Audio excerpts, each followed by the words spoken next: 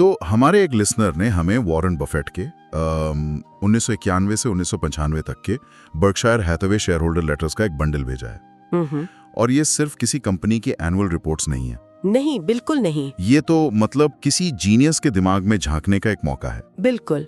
और इन 5 सालों में बर्कशायर एक अलग ही लीग में पहुंच गया था। सही। लेकिन हमारा मकसद सिर्फ ये देखना नहीं है कि उन्होंने क्या किया, बल्कि ये समझना है कि उन्होंने कैसे सोचा। सही कहा। इन लेटर्स को पढ़कर ऐसा लगता है कि बफेट सिर्फ अच्छे बिजनेस नहीं खरीद रहे थे। वो एक ऐसी मशीन बना रहे थे जो खुद ब खुद चलती है, खुद ब खुद पैसा बनाती है। जी। तो हमारा मिशन है उस मशीन के पुर्जों को खोलकर समझना। तो चलिए शुरू करते हैं। सबसे पहले तो नंबर्स की बात कर लेते हैं, क्योंकि वो कमाल के हैं। हाँ, वो तो है। 1991 में नेटवर्थ करीब 40% बढ़ी, 1995 में 45%। कोई भी इन नंबर्स को देखकर खुश हो जाएगा। बिल्कुल। लेकिन लेटर्स में वो बार बार कहते हैं कि इन सालाना आंकड़ों पर ध्यान मत दो, असली कहानी कहीं और है। और यहीं से उनकी सोच की पहली परत खुलती है। अच्छा। वो हमें स्कोरबोर्ड देखने से मना कर रहे हैं। वो कहते हैं कि अकाउंटेंट्स जिस बुक वैल्यू की बात करते हैं वो सिर्फ ये बताती है कि बिजनेस में कितना पैसा लगा है। ठीक है। लेकिन एक मालिक के लिए जरूरी है इंट्रिंसिक वैल्यू। इंट्रिंसिक वैल्यू यानी उस बिजनेस से उसकी पूरी जिंदगी में कितना कैश बाहर निकाला जा सकता है। 1994 के लेटर में उन्होंने कॉलेज की पढ़ाई का एक शानदार उदाहरण दिया है। हाँ, वो बहुत अच्छा उदाहरण है कि उसकी बुक वैल्यू तो बस ट्यूशन फीस है। हाँ, लेकिन उसकी इंट्रिंसिक वैल्यू वो तो जिंदगी भर की कमाई है, शायद लाखों में हो। बिल्कुल। और अगर आप असली वैल्यू नापना चाहती हैं तो आपको कमाई देखने का नजरिया भी बदलना होगा। अच्छा। और यहीं पर लुक थ्रू अर्निंग्स का कॉन्सेप्ट आता है। लुक थ्रू अर्निंग्स, ये सुनने में थोड़ा टेक्निकल लग सकता है, लेकिन आइडिया बहुत सरल है। इसे सरल शब्दों में समझाएं तो क्या ये ऐसा है कि मैं सिर्फ अपनी सैलरी नहीं बल्कि जिस कंपनी में मैंने पैसा लगाया है उसकी कमाई को भी अपनी कमाई मानूं, भले ही मुझे डिविडेंड ना मिला हो। एग्जैक्टली, आपने एकदम सही पकड़ा। अच्छा। ये एक बाहरी निवेशक की तरह नहीं, बल्कि एक पार्टनर या मालिक की तरह सोचना है। आप सिर्फ उस अंडे को नहीं गिन रही हैं जो सोने की मुर्गी ने आज दिया, आप उस मुर्गी की सेहत और अंडे देने की क्षमता को भी अपनी दौलत मान रही हैं। वाह। जैसा कि 1991 के लेटर में कहा गया है, हाँ। स्कोर बोर्ड पर रन बनाने के लिए आपको खेल के मैदान को देखना होगा, स्कोर बोर्ड को नहीं। तो एक बार जब आपने स्कोर देखने का सही तरीका सीख लिया तो अगला कदम होता है सही खिलाड़ी चुनना, सही बिजनेस खरीदना। हाँ, सही बिजनेस खरीदना। और इन लेटर्स में अधिग्रहण की कुछ बहुत मजेदार कहानियां हैं। 1992 के लेटर में वो मजाक में कहते हैं कि शुरुआती दिनों में उन्होंने भी कुछ कॉर्पोरेट टोड्स यानी मेंढकों को किस किया था। आहा। इस उम्मीद में कि वो राजकुमार बनेंगे, और वो कभी राजकुमार नहीं बने। इसी अनुभव ने उनकी स्ट्रैटेजी को पूरी तरह बदल दिया। उन्होंने सीखा कि एक साधारण बिजनेस को बहुत अच्छी कीमत पर खरीदने से बेहतर है एक शानदार बिजनेस को ठीक-ठाक कीमत पर खरीदना। बिल्कुल। और उनके शानदार बिजनेस के मानदंड बहुत साफ थे। जी, बहुत क्लियर थे। ऐसा बिजनेस जिसे वो समझते हों, जिसकी कमाई की ताकत लगातार बनी रहे, जिस पर कर्ज ना के बराबर हो, और सबसे जरूरी, और जिसका मैनेजमेंट ईमानदार और काबिल हो। बिल्कुल। और इसी दौर में उन्होंने कुछ ऐसे ही बिजनेस खरीदे। सीज कैंडीज की कहानी तो क्लासिक है। हाँ। 1991 के लेटर में वो बताती हैं कि 20 साल पहले उन्होंने इसे $25 मिलियन में खरीदा था। 25 मिलियन? ओटीसी कैंडी कंपनी ने बर्कशायर को $410 मिलियन से ज्यादा कमा कर दिए थे। क्या बात है। वो भी बिना कोई अतिरिक्त पूंजी लगाए। ये तो मतलब यकीन नहीं होता। इससे उन्होंने सबसे बड़ा सबक क्या सीखा? सबसे बड़ा सबक था untapped pricing power. Pricing power यानी कीमत बढ़ाने की छिपी हुई ताकत। सीज कैंडीज के ग्राहक उसके ब्रांड और स्वाद के इतने दीवाने थे कि वो हर साल थोड़ी बड़ी हुई कीमत खुशी खुशी चुका देते थे। अच्छा। ये एक ऐसी अदृश्य संपत्ति थी जो बैलेंस शीट पर नहीं दिखती थी, लेकिन इंट्रिंसिक वैल्यू को लगातार बढ़ा रही थी। कीमत बढ़ाने की ताकत तो एक पहलू हुआ, लेकिन बफेट हमेशा कहते हैं कि वे व्यापार से पहले मैनेजमेंट पर दांव लगाते हैं। हमेशा। और जूते के कारोबार में उन्हें कुछ ऐसे ही लोग मिले, है ना? हाँ। H.H. ब्राउन और डेक्स्टर शू की कहानियां दिखाती हैं कि वो लोगों को कितनी अहमियत देती थे। H.H. ब्राउन में फ्रैंक रूनी का मैनेजमेंट स्टाइल कमाल का था। वहाँ एक अनोखा कॉम्पेंसेशन सिस्टम था। कैसा? जहाँ टॉप मैनेजर्स की सालाना सैलरी सिर्फ $7,800 थी। सिर्फ $7,800? ये कैसे मुमकिन है? क्योंकि बाकी सब कुछ मुनाफे से जुड़ा था। अच्छा। वो मालिक की तरह सोचते थे क्योंकि उनकी कमाई मालिक की तरह ही होती थी। सही है। और डेक्स्टर शू के फाउंडर हैरोल्ड एल फॉन्ड, जिन्होंने सिर्फ $10,000 से कंपनी शुरू की थी, वो भी ऐसे ही थे। मतलब बफेट ने बिजनेस के साथ साथ इन लोगों की ईमानदारी और जुनून पर पैसा लगाया। बिल्कुल। और इन सब में मुझे सबसे दिलचस्प कहानी हेल्सबर्ग डायमंड शॉप्स वाली लगती है। हाँ। मतलब कौन सोच सकता है कि अरबों डॉलर की डील सड़क पर चलते चलते शुरू हो सकती है। ये तो किसी फिल्म की कहानी लगती है। सही में। इसे वो घूमते फिरते अधिग्रहण कहते हैं। 1995 के लेटर में वो बताते हैं कि कैसे न्यूयॉर्क की एक सड़क पर उनकी मुलाकात बार्नेट हेल्सबर्ग से हुई और बस बातों बातों में ही डील की नींव पड़ गई। ये उनकी सोच को दिखाता है।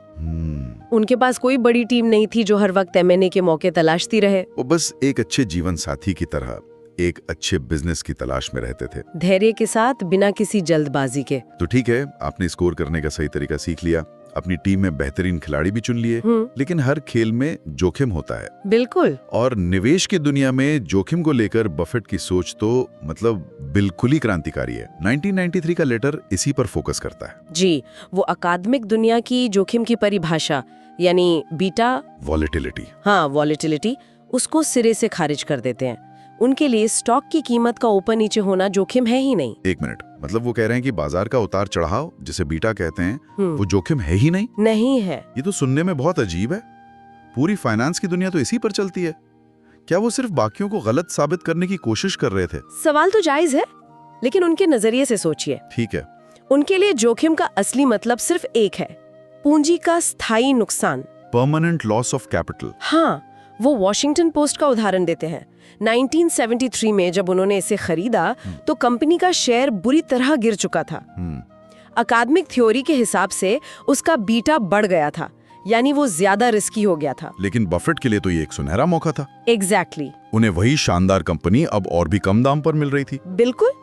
एक मालिक के लिए तो ये जोखिम कम होने जैसा है, बढ़ने जैसा नहीं। सही है। इसीलिए वो बाजार के उतार चढ़ाव से डरते नहीं, बल्कि उसका स्वागत करते हैं। वो उसे मिस्टर मार्केट कहते हैं। हाँ, मिस्टर मार्केट, एक पागल सा बिजनेस पार्टनर जो हर दिन आपके पास आता है। और कभी बहुत ज्यादा खुशी में तो कभी गहरे डिप्रेशन में। आपको उल जलूल कीमतों पर अपना हिस्सा खरीदने या बेचने का ऑफर देता है। और एक समझदार निवेशक इस पागलपन का फायदा उठाता है, उसका शिकार नहीं बनता। बिल्कुल। तो अगर बीटा सुरक्षा का पैमाना नहीं है तो फिर क्या है? असली सुरक्षा बिजनेस की अपनी ताकत में है, जिसे वो इकोनॉमिक मोट यानी आर्थिक खाई कहते हैं। आर्थिक खाई?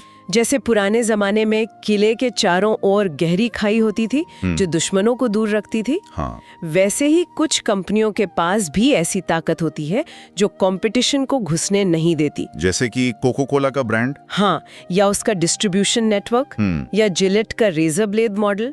ये सब गहरी आर्थिक खाइयां हैं। और शायद इसीलिए वो बहुत ज्यादा डाइवर्सिफिकेशन में विश्वास नहीं करते।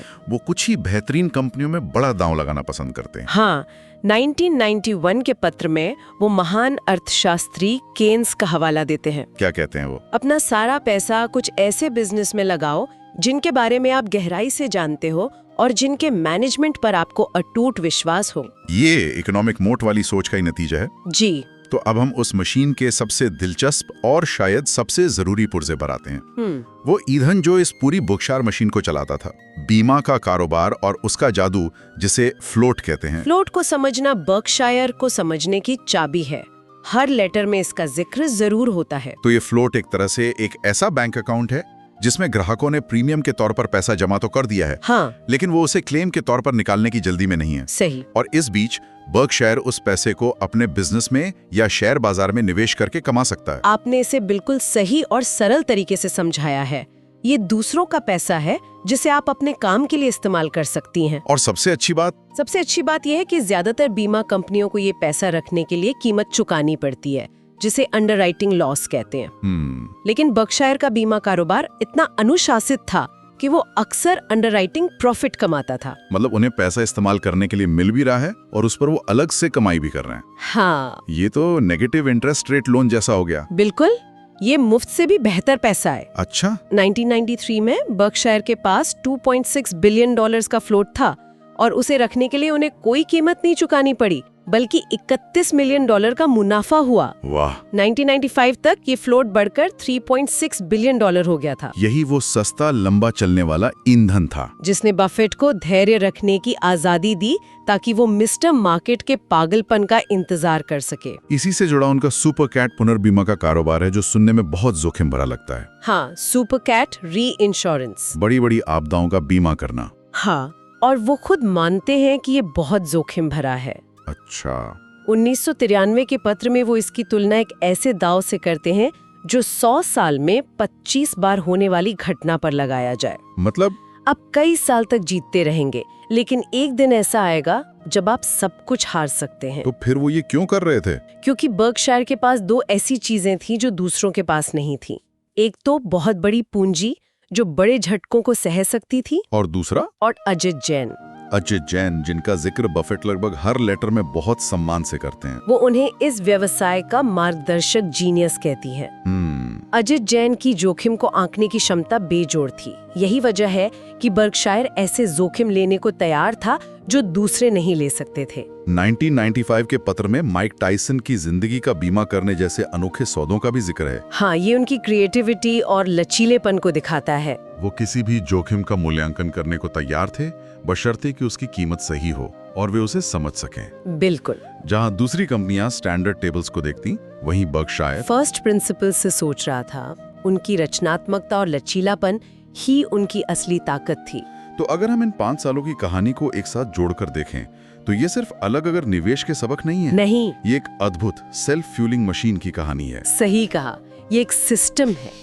बीमा कारोबार से आया सस्ता और लंबा फ्लोट वो ईंधन था। हाँ। इस ईंधन ने बफेट को वो आजादी और धैर्य दिया कि वो बेसबॉल खिलाड़ी टेड विलियम्स की तरह सही गेंद का इंतजार कर सकें, जैसा कि 1994 के लेटर में लिखा है। और जब मिस्टर मार्केट ने अपने पागलपन में कोई इकोनॉमिक मोट वाली शानदार कंपनी, यानी सही गेंद, हाँ सही गेंद, बहुत सस्ते दाम पर फेंकी, तो उन्होंने अपने इस ईंधन का इस्तेमाल करके जोरदार शॉट लगाया। एक हिस्सा दूसरे को ताकत दे रहा था। ये सब अनुशासन और धैर्य का खेल है। बिल्कुल। जल्दबाजी में कोई कॉर्पोरेट टोड को किस नहीं करना, बल्कि सही मौके का इंतजार करना। स्कोरबोर्ड को नहीं, खेल को देखना। और अपनी सबसे बड़ी ताकत यानी फ्लोट को समझदारी से इस्तेमाल करना। और अंत में एक विचार जिसके साथ हम श्रोताओं को छोड़ सकते हैं। 1992 के पत्र में बफेट एक बहुत गहरी बात कहते हैं।